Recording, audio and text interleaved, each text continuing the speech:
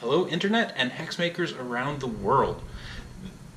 As those of you watching the video most likely know, this is in the context of a recent Kickstarter that was put out there by a gentleman from England named Ross, who came up with a toolkit for making beautiful three-dimensional hex-based terrain. But his project got me incredibly excited because I think of myself as a very spatially aware thinker, and that goes back quite a while, but it got me wanting to experiment and try to use his toolkit, and I just couldn't get it out of my head. So as a result of that, I went and contacted a local laser cutter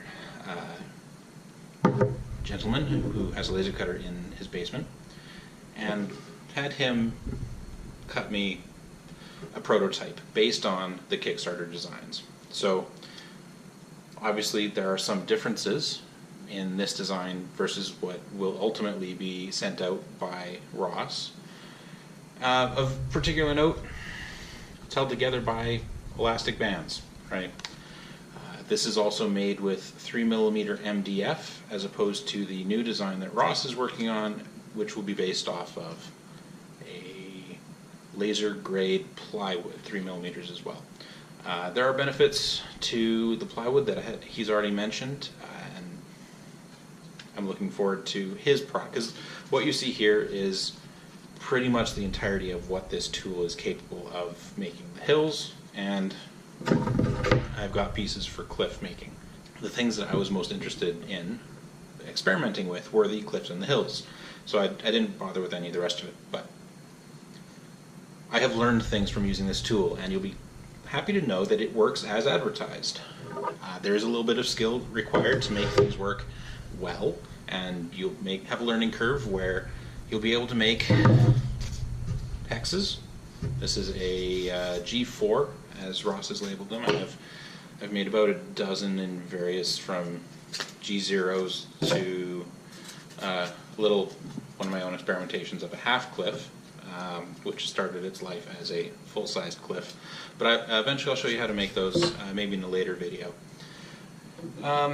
So I'm not an expert with this toolkit, but I have things to share, I think.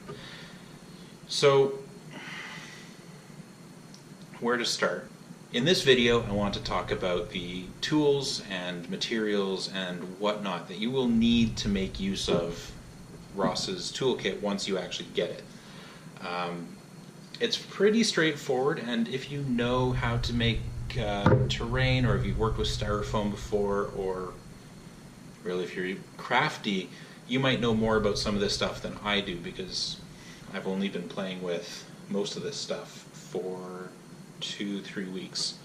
So, to start things off, obviously you'll need the toolkit. Now, I want to talk about this particular mock-up, because that's what it is. It's a mock-up, and is not indicative of Ross's designs at all. This is a lot more sloppy, loosely, it's much looser. And while some of you keen-eyed observers might note some design concepts that are different, it will perform all of the tasks that the Hillmaker and the Cliffmaker Kickstarter rewards will do. The next thing you need, as mentioned by Ross, is a hot wire cutter. This is the same one that Ross has used. It is a Woodland Scenics hot wire foam cutter. It is a wonderfully fun tool to play with. It has a cutting space of approximately 100 millimeters. It's pretty simple. It has two different settings, 100 millimeter approximately width, and you can replace one of the arms with a narrower one to cut it down to about 50 to 60 millimeters wide. I don't really yet see the need to have the narrower configuration, but it might help with some of the finer control or finer cuts if you need it. Something like the snowflakes or the base pieces or the cogs and holes for the cogs. I've learned a couple things about this. If you haven't used one before, you want to make sure that the wire is fairly taut, that connecting the two. You don't want it loose. You want it to be taut. That's really all there is to say about that. If it's loose, it won't go where you want it to, and it will sort of twing out and catch on things. And I've ruined a few hexes that way. It cost me about $60 on Amazon to have it delivered. Your local hobby shop should have one of these in stock. The next thing I have is sandpaper. This is 320 grit sandpaper, and the only real use for this is for smoothing out tool marks made by the hot wire cutter on the top surface of your hexes. As you can see on this hex, there's a big gouge that I made in that corner over there, all over the place. That's just like the really big ones. Once you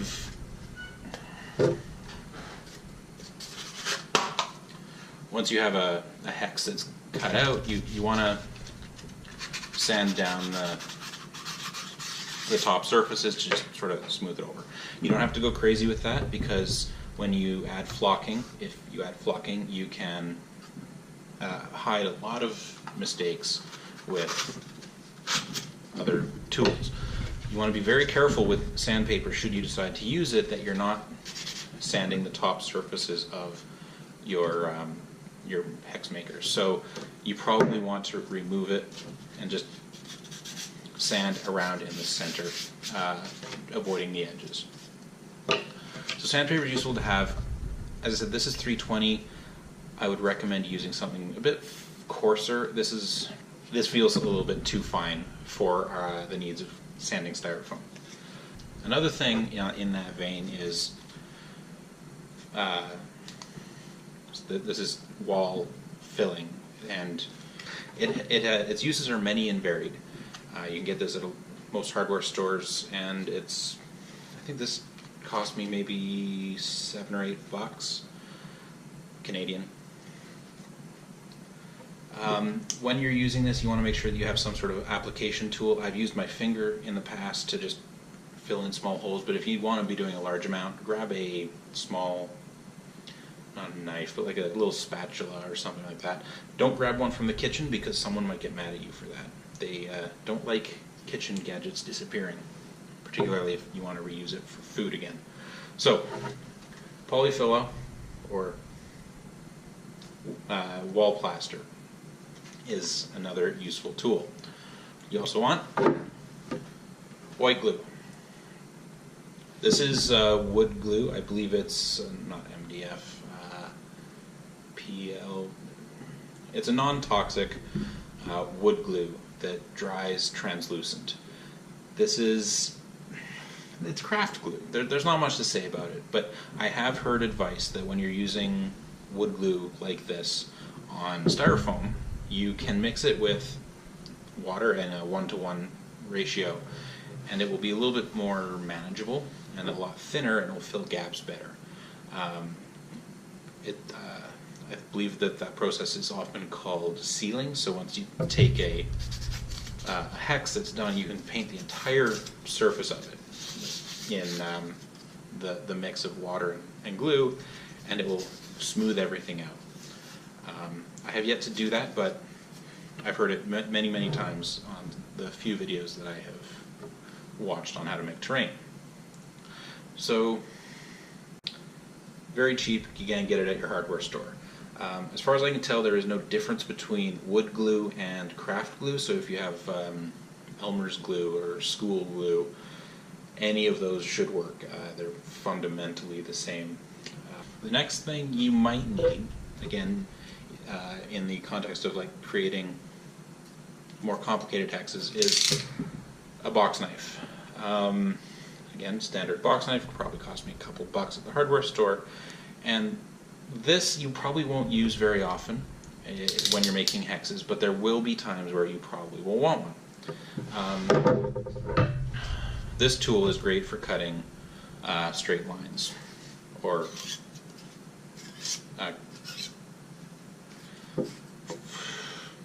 wide cuts, if you will.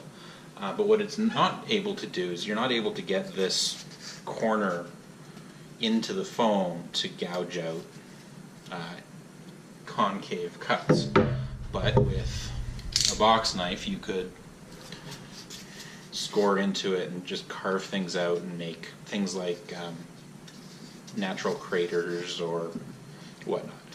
It's more a manual construction or manual carving tool than anything else. Don't run with knives, don't run with scissors. One thing worth noting about this particular style of box knife is the blades are meant to, you might be able to see the lines there, that didn't show where they break off, and that's, you break off a section of the blade to sharpen it so that this point up there can stay sharp. When you're cutting styrofoam like that, if you aren't careful, you can accidentally snap that blade off as you're prying. But you could also use just a straight edge knife, like any sort of steak knife. Again, don't steal steak knives from the kitchen to cut your styrofoam with. So, useful to have around. A knife. So I think that's like sort of the basic minimum of what you'll want to have when you start making hexes. I have picked up a few other additional tools that I have found useful, partially because the HexMaker that I have isn't the one that Ross designed. It's changed in design quite a bit, but partially some of it's, I think it will be useful in the future. And as I said, I've only been playing with this thing for about a week or two. So I have a couple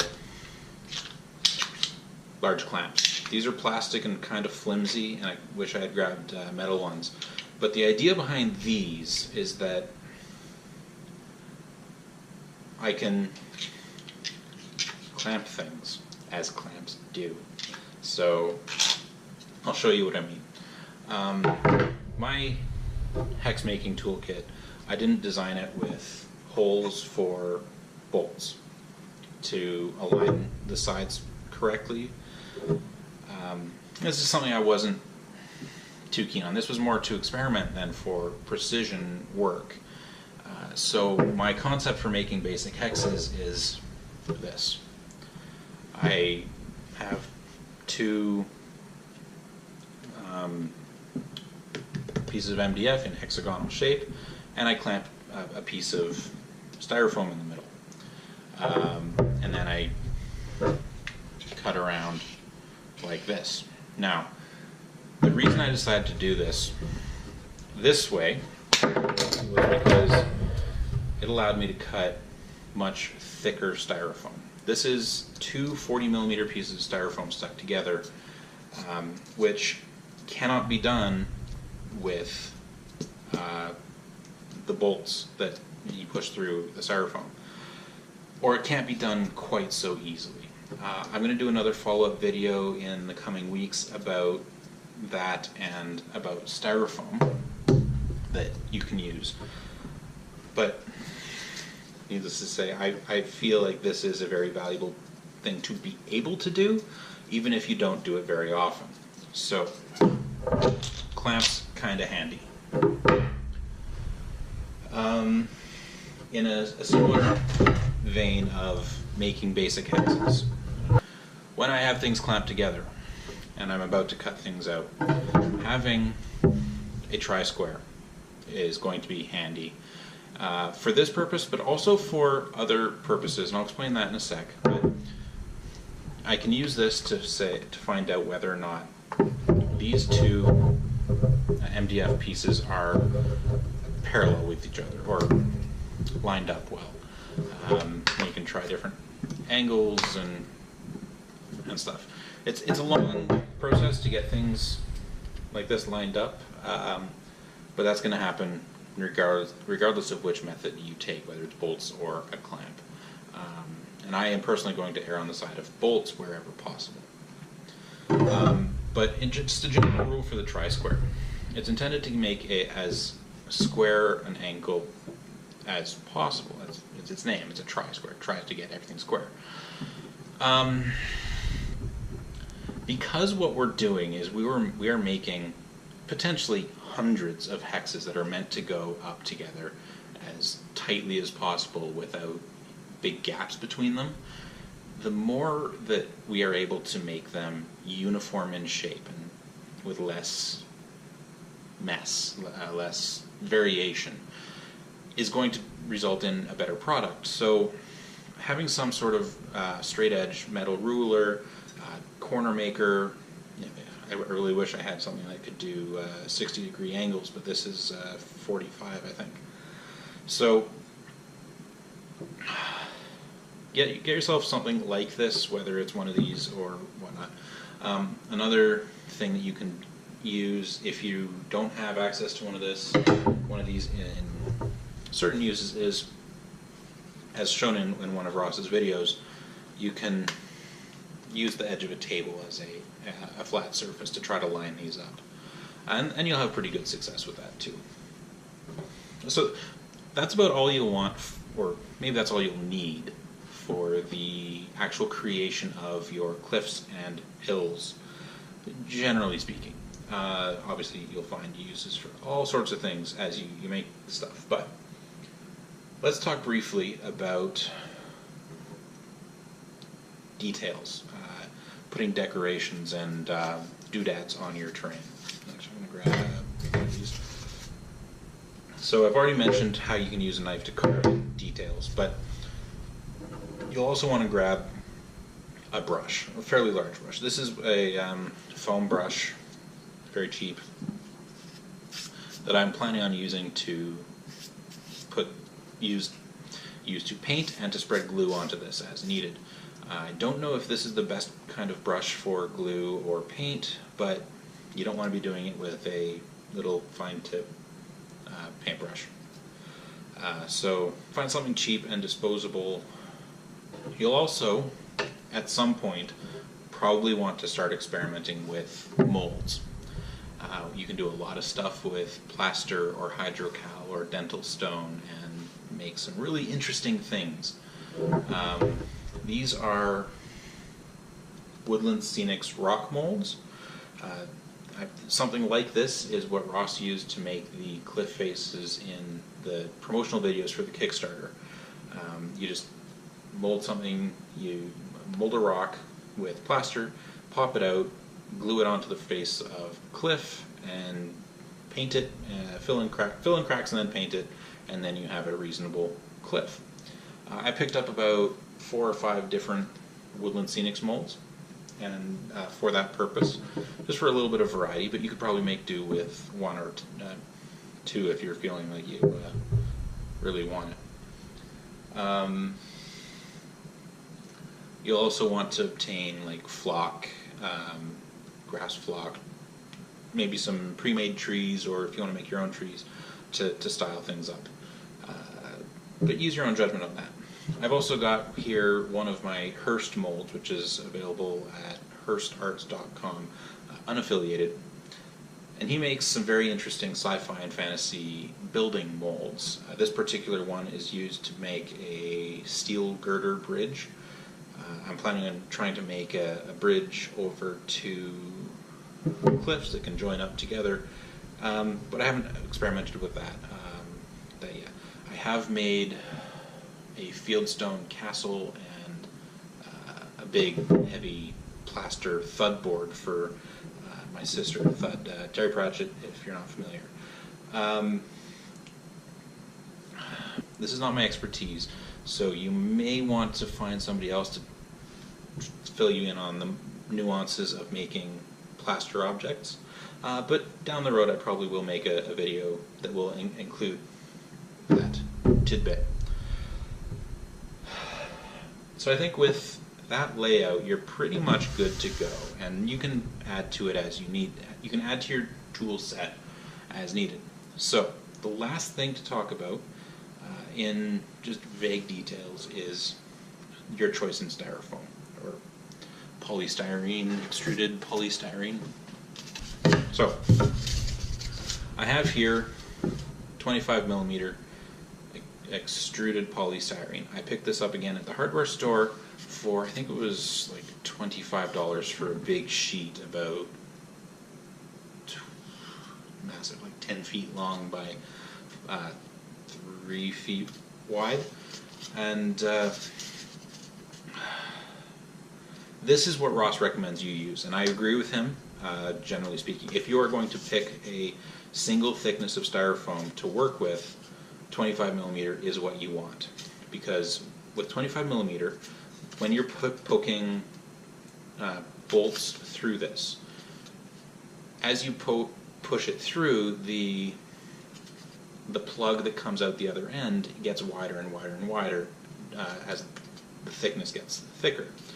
So at 25 millimeter, the size of that plug as it comes out is going to be reasonably manageable. With a 40 millimeter, it starts to get a little bit out of hand, and you'll have to do a lot more work to make sure that it works. You'll have to do a lot more work to make sure that those plugs don't get in the way. So 25 millimeter is your best bet. That said, as I hinted at with my 80 millimeter long block, I have also picked up a 40 millimeter thickness. Now, this I plan on using primarily for the topmost surface hexes, the ones that will just have a simple cog on the bottom. And I'm going to do that because at 40 millimeters thick, you can cut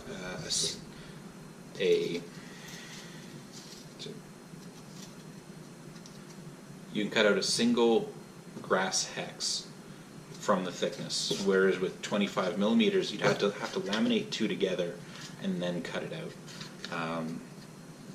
And for a cliff, you'd have to laminate two 40 millimeters together to get the height needed for a cliff hex. Whereas if you were working with 25 millimeter, you'd have to laminate three pieces together. So I have this mostly for time saving. And you may want to consider doing the same, but use your own judgment.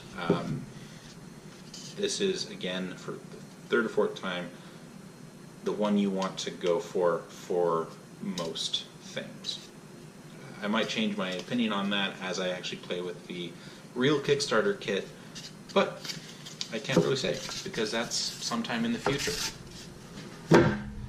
So, I don't have anything else to say, so there you go. That's my first video, and hopefully you've learned something. You're getting excited for your HexMaker, as I know I definitely am. So, from Canada, have yourself a good January.